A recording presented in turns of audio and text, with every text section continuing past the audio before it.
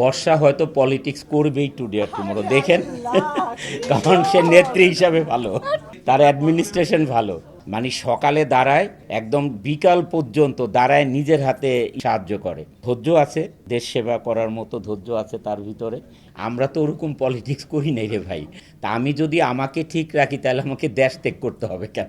আমি আবারও বলি, টুডে আর টুমরো বর্ষা হয়তো পলিটিক্স করবেই টুডে আর টুমরো দেখেন, কারণ সে নেত্রী হিসাবে ভালো, তার অ্যাডমিনিস্ট্রেশন ভালো। হ্যাঁ, নেত্রী করার পরে মনে হয়েছে, প্লাস এই এতগুলি বৎসর একসাথে তার যে মানে অ্যাটিটিউড, বিহেভ, ক্যারেক্টার, মানুষের সাথে মিশা, সে যখন গ্রামে যায় কল্পনা করতে পারবেন না, 8 ঘন্টা 9 ঘন্টা পর্যন্ত মানে সকালে দাঁড়ায় একদম বিকাল পর্যন্ত দাঁড়ায়, নিজের হাতে করে, মানে সাহায্য করে। মানে আমরা আছি না, আপনাদের সামনে কয়েকজনকে দিয়ে দিলাম চলে গেলাম, সেটা করে না। ইভেন দো স্কুলের ব্যাগ আছে না, বাচ্চারা নিয়ে যায়, এই ব্যাগ পিছনে নিয়ে ওইটার মধ্যে টাকা নিয়ে নিজের হাতে বিলাম। মানে নিজে 6 ঘন্টা 7 ঘন্টা 8 ঘন্টা পর্যন্ত দাঁড়ায়। ধৈর্য আছে, দেশ সেবা করার মতো ধৈর্য আছে তার ভিতরে, ইনশাল্লাহ করতে পারবে। এটাই তো বললাম, যেতে পারে, কারণ তার ক্যারেক্টারে আমি যা বুঝি যেতে পারে। হ্যাঁ, আসলে দেশ ত্যাগ করতে সেই বাধ্য হবে। আমরা তো ওরকম পলিটিক্স করি নাই রে ভাই।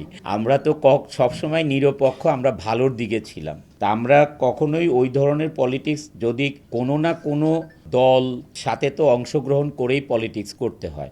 তা আমি যদি আমাকে ঠিক রাখি তাহলে আমাকে দেশ ত্যাগ করতে হবে কেন? আমি সৎ পথে থাকবো।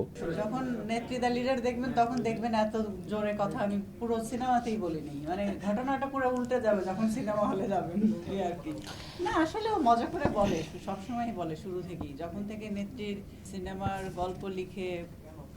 আর এই সিনেমার গল্পটা আসলে হঠাৎ করে সে একটা সিনেমা দেখছে, দেখার পরে আমাকে বলতেছে, এই আমি একটা সিনেমা দেখেছি, আমার মাথায় একটা গল্প এখন ঘুরতেছে, কি করা যায়, আমি তোমাকে নেত্রী বানাবো, দেন সিনেমাটা করব। দেখি এরপরে যখন তুর্কিতে যাব তখন ওখানকার ডিরেক্টর বা যারা প্রোডাকশন হাউস আছে আর একটা পার্টনার পেলে দেন এটা আমরা শুরু করতে পারি। আচ্ছা ঠিক আছে, করতে পারো।